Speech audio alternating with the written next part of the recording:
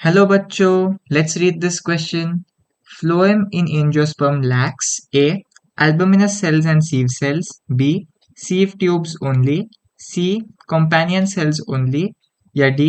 Both B and C. इस question को solve करने का की कॉन्सेप्ट है एक जिम्नोस्पर्म और एक एंजियोस्पर्म के फ्लोएम कंपोनेंट्स को डिफरेंशिएट करना।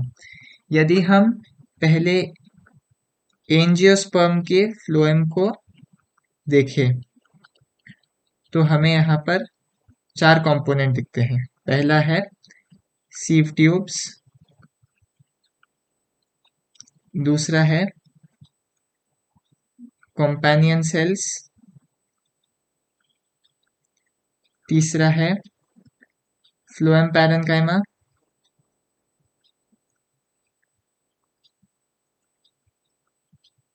और चौथा है फ्लोएम फाइबर्स।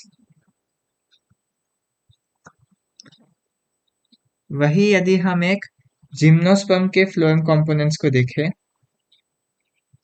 जिम्नोस्पर्म फ्लोएम, तो सबसे पहले हमें सीव सेल नामक कंपोनेंट दिखता है।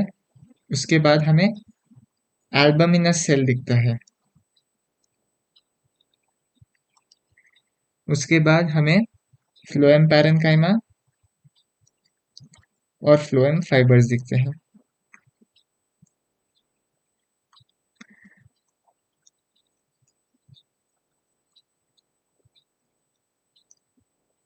यदि हम यहाँ पर जरा सा गौर करें तो यहाँ पर सीव ट्यूब्स और कंपेनियन सेल्स है, लेकिन यहाँ पर सीव सेल्स और एल्बमिनस सेल्स हैं। तो हमें क्वेश्चन में पूछा गया है, क्लियरली क्वेश्चन को प्लीज पढ़िए, लैंग्वेज से खेला गया है। फ्लोएम इन जिम्नोस्पर्म्स लैक्स। हमें ये नहीं पूछा गया कि जिम्नोस्पर्म के फ्लोएम में क्या है, हमें पूछा गया कि क्या नहीं है। तो पहला ऑप्शन है एल्बुमिनस सेल एंड सीव सेल्स, ये गलत है क्योंकि जिम्नोस्पर्म में ये प्रेजेंट होता है। आप हड़बड़ी में पहला ऑप्शन देख के इसको मार्क कर सकते हैं, तो प्लीज जरा सा ध्यान रखिए।